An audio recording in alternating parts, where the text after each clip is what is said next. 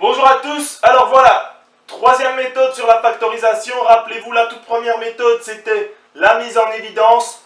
La deuxième méthode, les produits remarquables. S'il n'y a aucun produit remarquable, il faut utiliser la méthode des groupements. Les groupements, pour savoir ce qu'il faut faire là-dedans, ça s'entend dans le nom. Groupement, on entend groupe. Il faudra grouper des termes. Nous allons essentiellement avoir 4 termes pour utiliser les groupements. Je dis essentiellement parce que plus tard, vous pourrez avoir plus de termes et faire des groupements dedans aussi. Il nous faut 4 termes, donc nous allons faire des groupes de 2. Très souvent en maths, on va prendre les 2 premiers et les 2 derniers. Mais ça n'a pas d'importance. Vous devez juste prendre 2 termes avec lesquels on peut mettre quelque chose en évidence. Si je prends les 2 premiers, il faut que je prenne les 2 derniers. Qu'est-ce que je peux mettre en évidence dans les 2 premiers? Le A. Et il nous reste B moins 2. Le signe que je vais mettre au milieu, c'est le signe que je vais rencontrer pour mes 2 prochains termes. Ici, ça va être plus. Qu'est-ce que je peux mettre en évidence dans mon deuxième groupement? 3. Qu'est-ce qu'il me reste? B moins 2. Et maintenant, nous retombons exactement comme dans la première vidéo sur la factorisation, où les parenthèses sont égales. Si vous n'avez pas des parenthèses égales ou opposées, c'est que vous vous êtes trompé quelque part. Ici, on a bien B-2 qui est la même parenthèse pour les 2 termes, donc on peut la mettre en évidence. Qu'est-ce qu'il nous reste pour le premier terme? A. Qu'est-ce qu'il nous reste pour le deuxième? Plus 3. Et c'est terminé. Pour le deuxième, je vais un peu changer ma façon de faire les groupements, vous allez voir. Je ne vais pas prendre les 2 premiers et les 2 derniers, je vais prendre tout simplement des termes dont on peut mettre quelque chose en évidence. Par exemple, x carré et moins xz. Et les 2 autres. Dans le premier groupement, qu'est-ce que je peux mettre en évidence? X. Qu'est-ce qu'il me reste? X moins z. Le signe que je vais mettre au milieu va être le signe que je rencontre pour l'autre groupement. Ici, c'est moins. Qu'est-ce que je peux mettre en évidence? Le y. Qu'est-ce qu'il me reste? X. Et attention là les gars, vous allez faire la faute au moins une fois, c'est certain. Si vous avez mis le moins en évidence, il faut faire attention. On doit avoir moins y fois quelque chose qui est égal à plus yz. Donc il faut que ce soit moins z. Attention à ça. Ensuite, toujours le même procédé, nous avons la même parenthèse, donc on peut la mettre en évidence. Qu'est-ce qu'il nous reste pour le premier terme? X. Et pour le deuxième, moins y. Et on a terminé. Dès que nous avons fini ça, vous pouvez passer à la page 114, l'exercice 21 et 22.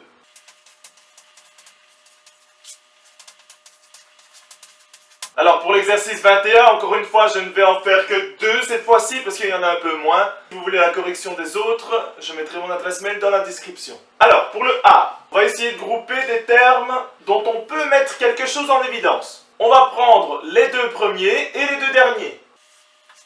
Qu'est-ce qu'on peut mettre en évidence pour le premier groupement? X.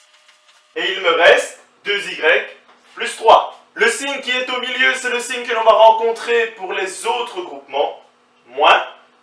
Qu'est-ce qu'on peut mettre en évidence là-dedans? Alors ne me dites pas rien parce qu'on peut mettre quelque chose en évidence. 1. Alors vous allez vous dire, oui mais monsieur c'est bête de mettre 1 en évidence. Oui et non, ça nous permet de moins réfléchir, vous allez voir. Si je mets 1 en évidence, il va me rester 2y. Attention, comme je vous l'ai dit tout à l'heure, s'il y a un moins, on doit avoir moins 1 fois quelque chose égale moins 3, plus 3. On a la même parenthèse, donc on peut la mettre en évidence. Qu'est-ce qu'il nous reste pour le premier terme? X. Et pour le deuxième, moins 1. Il n'y avait pas que cette manière-là de faire, on est bien d'accord. On aurait pu grouper le premier et le troisième, le deuxième et le quatrième. On serait tombé sur la même réponse. Le suivant. Pour changer un peu, je vais grouper le premier avec le troisième. Qu'est-ce que je peux mettre en évidence pour le premier groupement? X. Qu'est-ce qu'il me reste? X plus z. Le signe qui va être au milieu va être le signe que l'on rencontre pour le deuxième groupement. Moins. Qu'est-ce que je peux mettre en évidence? Y. Qu'est-ce qu'il me reste? X. parenthèse, donc on peut encore une fois la mettre en évidence. Et il nous reste x moins y. Et c'est terminé. Je vous invite à faire la suite des exercices et je vous envoie le correctif avec plaisir. Alors l'exercice 22, on ne nous dit plus quelle méthode il faut utiliser. C'est-à-dire qu'il faut les énumérer dans l'ordre. Pour le C, première méthode, est-ce qu'on sait mettre en évidence? Oui, il y a un A, il y a un A. Donc je vais mettre le plus petit des deux. Si j'ai un carré et un cube, donc je mets celui qui est au carré. Il me reste 1 moins A. Si vous avez peur de vous tromper, rappelez-vous, il suffit de distribuer dans sa tête, évidemment, pour voir si l'on s'est trompé ou pas. A carré fois 1, ça me donne bien A carré. A carré fois moins A, ça me donne bien moins A cube. Pour le E, est-ce qu'on peut mettre quelque chose en évidence? Non, il faut que quelque chose soit en commun dans tous les termes. Ici, il y a un X, il y a un X, il y a un X, mais il n'y en a pas là, donc on ne peut pas. Il y a un 3, il y a un 3, mais il n'y en a pas dans les deux autres, donc on ne peut pas. Si on ne sait pas mettre en évidence, il faut se demander s'il y a des produits remarquables. Ben non, il y a 4 termes. Si les produits remarquables ne fonctionnent pas, est-ce qu'il y a des groupements? Ben oui, il y a 4 termes, donc on peut déjà essayer de voir s'il y a des groupements. Je groupe les deux premiers avec les deux derniers. Qu'est-ce que je peux mettre en évidence dans les deux premiers? X carré. On prend toujours le plus petit. Il me reste x plus 3. Le signe qui vient au milieu, c'est le signe que l'on rencontre pour l'autre groupement. Moins. Qu'est-ce qu'on peut mettre en évidence? 1. Et il nous reste 3 plus x.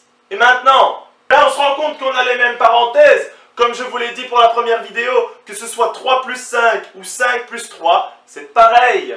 Donc je peux la mettre en évidence. Vous auriez pu mettre 3 plus x, c'est bon aussi. Et il nous reste x carré moins 1.